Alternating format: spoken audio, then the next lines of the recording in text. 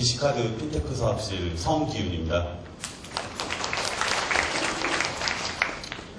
오늘 종일 또 핀테크라는 거가 어떻게 양상으로 펼쳐지고 있고, 정의는 무엇이고, 우리나라 환경과 해외 환경이 어떻게 다르고, 굉장히 많이 들으셨을 것 같고요. 은행 관점에서, 여러 관점에서 들으셨을 것 같습니다. 저는 이제 저희 BC카드가 바라보는, 핀테크 서비스의 방향과 향후 전망, 이런 부분에 대해서 간단히, 말씀을 드리도록 하겠습니다.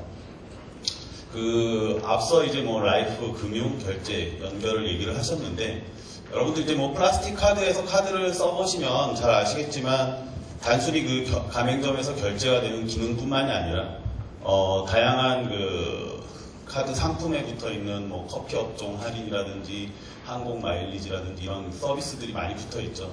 그리고 철 따라 또 명절 때 곧 추석이 오는데, 대형 마트나 편의점에서 무슨 카드를 사용하면 얼마 할인되고 이런 부분도 많이 있죠. 근데 이제 우리나라의 핀테크라는 게 잘 아시겠지만 작년 3월, 2월 하여간 천송이 코트 얘기로 시작돼서 어떤 결제 서비스 방식을 개선하는 것에 집중돼서 1년 넘게 논의가 진행되어 왔지만 앞서 신한카드에서 말씀해 주셨듯이 똑같습니다. 플라스틱 카드의 사용이라는 걸 보면 단순히 결제의 편리성, 결제의 기능적인 요소뿐만이 아니라 우리에게는 어디까지나 이런 우리나라에서의, 특히 우리나라에서는 카드 결제라는 건 어떤 혜택 서비스, 그 다음에 어떤 라이프 스타일, 이런 마케팅 서비스들이 같이 붙어 있는 그런 부분이 카드사에서 보는 카드 결제라는 두 가지 요소가 될 것입니다. 그래서 이제 카드사의 핀테크 사업을 담당하는 부서에서도 사실은 무슨 페이 여러 가지 그동안 결제 서비스에 집중해서 얘기가 됐지만 이제는 핀테크 프로세싱 영역이라고 그 부분을 정의를 한다면 저희가 이제 핀테크 마케팅이라는 영역도 사실상 여러 카드사들이 오랫동안 진행해오고 있었던 하나의 큰 영역이라고 볼 수가 있습니다. 저희 이제 BC카드 관점에서 보면 프로세싱, 핀테크 프로세싱이라는 영역도 단순히 우리가 무슨 페이라고만 이름만 듣던 그게 다가 아니라 상당히 복잡한 구조를 가지고 있습니다.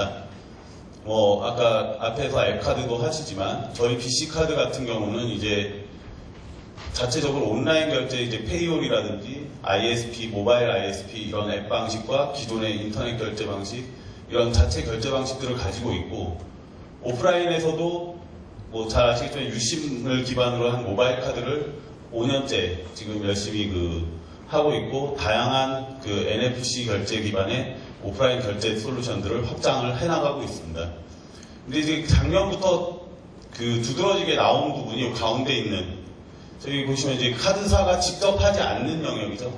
카카오페이, 네이버페이, 각종 PC사들이 하는 간편 결제라든지 삼성페이 이런 제조사들이 하는 온라인과 오프라인에서의 카드사 외에 핀테크 사업자들, 스타트업과 대형 제조사, 대형 OTT 사업자들이 하는 결제 서비스들이 나오고 있고 이것들을 각 카드사별로 다 연동을 하고 서포트를 하고 있는 상황입니다. 그리고 이것들 특징이 이제 최근에 두드러지는 경향은 O2O라는 영향으로 해서 방향으로 온라인 결제로 출발한 애들이 오프라인 결제를 하겠다고 나서고 있고 오프라인 결제로 출발한 애들이 온라인 결제까지 영역을 확대하려는 그런 움직임들을 보이고 있습니다. 그런데 이게 왜 핀테크 프로세싱이라고 부르느냐? 카드사 입장에서는 이런 것들이 원활하게 잘 돌아가기 위해서는 어떤 보안과 카드 네트워크 그런 부분들이 잘 구성이 되어 있어야 됩니다. 그렇기 때문에 이거에 우리가 겉으로 보는 모습은 이 위쪽 결제 서비스라는 부분이지만 밑으로 내려가면 어떤 생체 인증이라든지 그 다음에 어떤 가상카드 번호 기반의 승인 매입 이런 프로세싱 업무에 대한 변화들이 계속 일어나고 있고 상당히 대규모로 저 작업들이 진행이 되고 있습니다.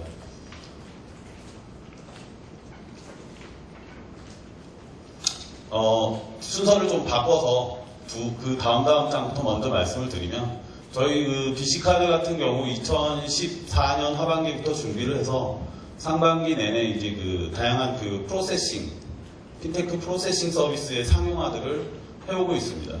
토큰화를 자체적으로 구축을 해서 페이코나 SSG페이 같은 2015년부터 나오고 있는 새로운 그 간편 결제들에 적용을 해나가고 있고, 그 다음에 2012년부터 해왔던 그 액티브엑스를 사용하지 않는 웹 방식의 순수 웹 방식의 간편 결제를 계속 확대를 해나가고 있습니다. 그리고 그 작년부터 구축을 해서 그 파이도라는 생체 인증 서버를 구축을 하고 삼성페이 지문 인증 적용을 했고, 가을부터 이제 뭐 화자 인증이라든지 안면 인증 같은 것들을 신규 개발을 현재 진행을 하고 있습니다. 그래서 아마 올해 내에 아마 출시가 될 걸로 예상을 하고 있고, 모바일 카드도 저희가 이제 뭐 BC카드가 유심 모바일 카드를 중심으로 하던 거에서 추가적으로 이제 그 앱 방식, 이게 이제 HC라는 기술이 뒤에서 소개가 될 텐데, 그 기술 기반으로 해서 앱 방식의 모바일 카드도 확대를 할 계획입니다. 거꾸로 앞에 페이지를 돌아가면 제가 좀 장표를 만들다가 좀 순서가 바뀌긴 했는데, 이렇게 이제 그 핀테크 프로세싱 영역 중심으로 여러 가지 진행을 해왔는데, 사실 핀테크 마케팅이라는 영역도 분명히 있습니다. 이 부분에 대해서는 사실은 카드사들이 그다지 다른 어떤 플레이어들, 핀테크 영역에 새롭게 진입하고 있는 다른 플레이어들에 비해서 그다지 잘하고 있는 영역은 아니라고 생각이 듭니다.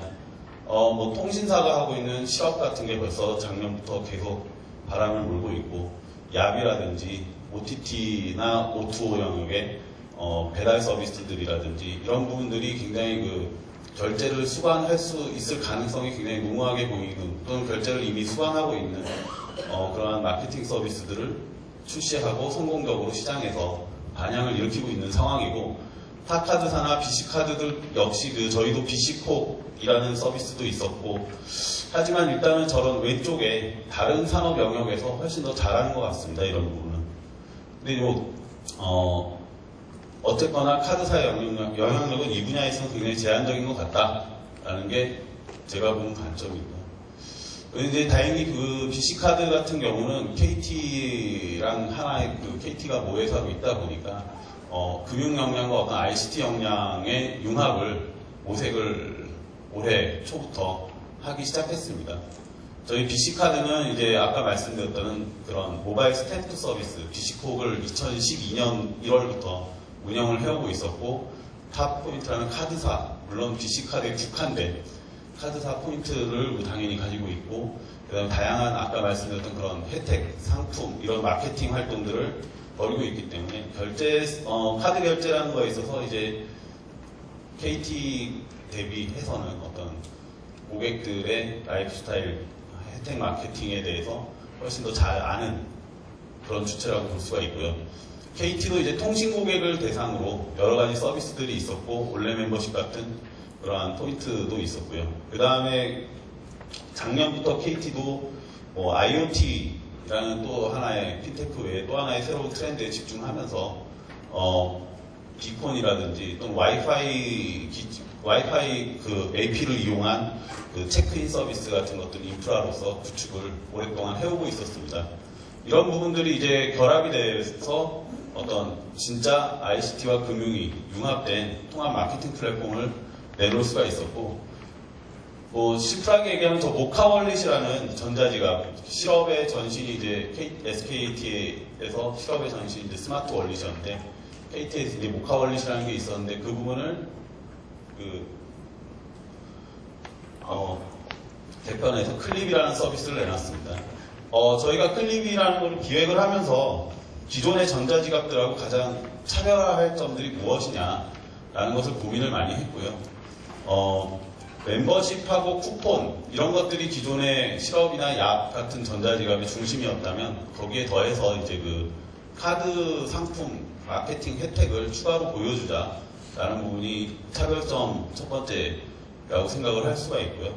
그 다음에 이제 지금도 클립을 보시면 아시겠지만 개방형 서비스입니다. 실업도 꼭 특정 통신사 고객만 사용하는 게 아닌 것처럼, 물론 BC카드가 같이 작업을 하기는 했지만, 여기에는 전체 그 카드사 상품 혜택 오픈되어 있는 거를 분석하고 하는 업체랑 제휴를 해서 가맹점별로 분류를 해서 저희가 작업을 다 했고, 그래서 타사 상품 혜택도 같이 충분히 보여주고 있고요. 오히려 BC카드 상품이 많이 밀리는 가맹점들도 많이 있습니다.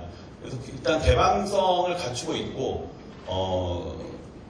개방형 플랫폼으로서 작동을 해야 아까 카드사의 영향력이 제한적인 그런 피테크 마케팅이라는 영역에서 성공하는 서비스가 될 수 있겠다라고 생각을 하였습니다. 그 다음에 이제 KT가 가지고 있는 그런 IoT 기술들을 활용해서 저희가 이런 전자지갑을 사용해 보면 물론 여러 개의 멤버십이나 쿠폰들을 모아놓은 게 편리하긴 하지만 예를 들면 모든 가맹점은 아닙니다만 특정 가맹점에 들어갔을 때 거기에 뭐 와이파이라든지 KT가 설치해놓은 빅폰과 통신을 해서 해당 가맹점의 멤버십을 바로 실행할 수 있으면 훨씬 편리하지 않겠느냐라는 개념을 도입을 해서 그런 부분을 차별화 요소로 삼았습니다. 그래서 이 부분은 이제 기존 원리들이 멤버십, 쿠폰, 이벤트 정보를 가지고 있던 것에 비해서 어떤 카드 상품 혜택들을 추가적으로 포함하고 있다는 거고, 이 상품 혜택들은 뭐 여러 가지 카드 상품 정보 서비스를 하는 업체랑 제휴를 한 부분이고, 저희 거 같은 경우는 저희가 약간 더 가져다가 리파인을 했고, 향후에는 이제 지금은 안 돼 있습니다만 고객들의 전월 실적이라든지 이런 것까지 연동을 할 것을 고민하고 있는 상태입니다. 그 다음에 이제 이 부분은 이제 뭐 다른 서비스에서도 많이 얘기가 되지만 지오펜싱 같은 기술을 이용해서 해당 영역에 들어왔을 때 자동적으로 혜택을 알려주는 그런 기능들이고요. 저기 나오는 저런 그 가맹점 브랜드들은 예시라고 생각하시면 되겠습니다. 예.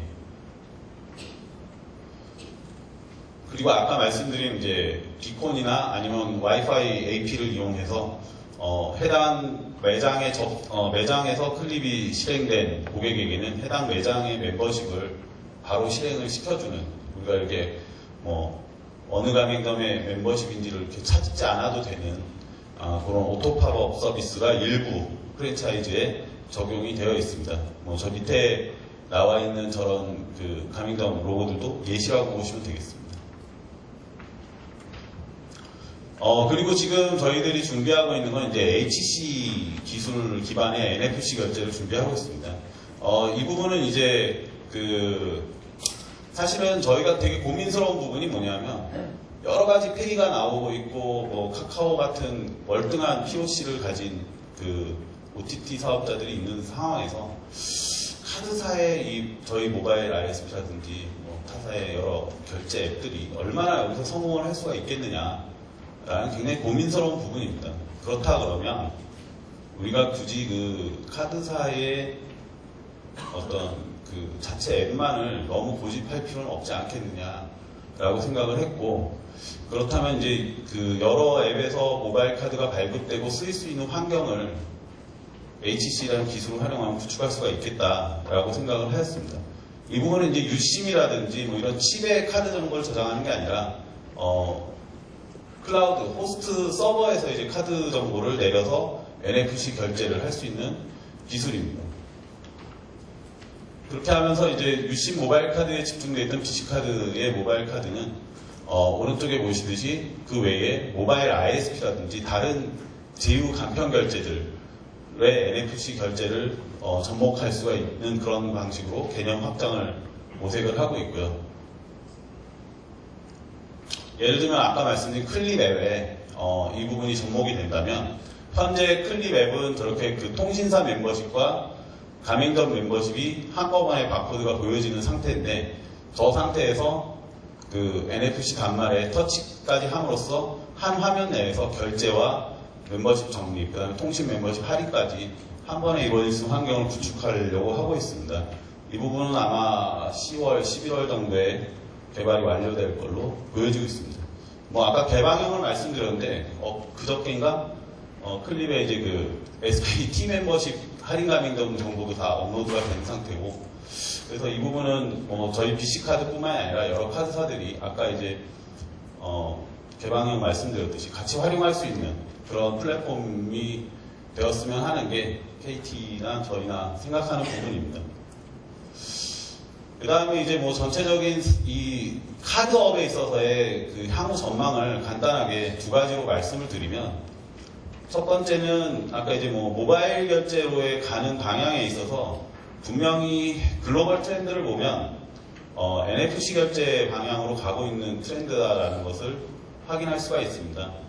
제가 이제 뭐 지난달에 한번 런던을 다녀왔었는데 그 점심시간에 줄을 서서 샌드위치를 많이들 사시는데 대부분 60, 80% 정도의 고객들이 플라스틱 카드를 그 단말에 터치를 하는 NFC 결제를 하는 방식으로 거래를 하고 있었고요. 그렇게 된 게 불과 2년 안쪽의 일이라고 설명을 들었습니다. 현재 그 유럽에서 출고되고 있는 가맹점 단말은 대부분 이제 NFC 기능이 탑재된 형태로 나가고 있고 향후 전망도 보시면 80% 이상 점유하는데 2, 3년 내에 그렇게 갈 걸로 보여지고 있습니다. 물론 뭐 모바일 카드는 아니지만 일단은 기존 그 플라스틱 환경 하에서도 NFC 결제로 계속 가고 있고 여기에 이제 뭐 애플페이나 안드로이드페이나 이런 것들이 좀 아까 말씀드린 HC라든지 이런 방향이 분명히 글로벌 트렌드가 아니겠는가 라고 생각을 하고 있습니다. 이게 이제 그 향후 한 2, 3년 정도 중기 트렌드라고 보면 제가 보는 어떤 그 이게 잘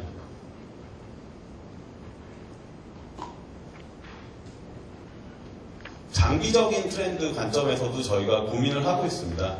좀 더 장기적으로 보면 지금 매체가 플라스틱 마그네틱에서 플라스틱 IC 카드에서 모바일 카드로 넘어가고 있는 시점인데 그 이후를 생각을 하면 이 결제 매체가 아예 없어지거나 생체 매체로 바뀌는 것까지도 지금부터 준비를 해야 된다라고 보고 있고 미국에 보면 이제 어펌이라는 회사가 있는데 여기는 이제 금융회사가 아닙니다. 금융회사가 아님에도 불구하고 소셜 네트워크에서 우리나라에도 이런 그 스타트업 기업이 있죠. 소셜 네트워크 상에서의 개인 데이터를 가지고 신용평가를 해서 신용 공여를 하는 그런 업을 하고 있고 여기에는 온라인 결제에 국한되어 있지만 카드라는 매체가 아닌 고객 아이디라는 걸 가지고 결제를 하는 그런 서비스를 제공하고 있는 회사가 있습니다. 그리고 투시에라는 스페인 회사는 이제 지문 인증을 가지고 특정 뭐 좁은 휴양지 영역이긴 하지만 그 내에서 편리하게 쓸 수 있는 부분이 있고 이런 부분을 저희 BC카드도 좀 실험적으로 좀 검토를 하고 있습니다. 뭐 간단히 시간이 없다 해서 짧게 끝내는데요. 아까 이제 런던 다녀왔다고 말씀을 드렸는데 거기 이제 바클레이즈 은행의 그 핀테크 육성 담당하는 분을 한번 만났습니다. 근데 그분 얘기가 그거죠. 이게 후문을 들은 건데 그걸 어렌지 하던 쪽에서 들은 얘기가 어렌지 하던 담당자한테 들은 얘기가 저희가 가기 전주에도 한국에서 그 양반을 만나러 왔었고 저희 자녀가 그 다음 주에도 또 한국에서 와서 만난다고 그러더라고요. 그래서 자기는 도대체 이해가 안 가는 게 한국이 이 스마트폰 뱅킹이나 모바일 카드나 이런 쪽 제일 앞선 나라로 알고 있는데 자꾸 왜 오냐. 네. 우리나라 같은 경우는 이제 핀테크 스타트업들이 독자적으로 어떤 P2P 대출이나 P2P 송금이나 아까 어펌 같이 금융사업 본질 영역을 치고 들어오기 참 쉽지 않은 환경이긴 합니다. 제가 뭐 상반기 내내 그걸 많이 업소를 하고 다녔는데 그런 측면에서는 카드사라든지 저희 같은 금융사가 그런 스타트업 기업과 적극적으로 손잡고 제휴하는 게 우리나라에서의 핀테크 그런 한국형 핀테크가 되지 않겠는가라는 게 제 생각입니다. 이상 발표를 마치도록 하겠습니다. 예. 네.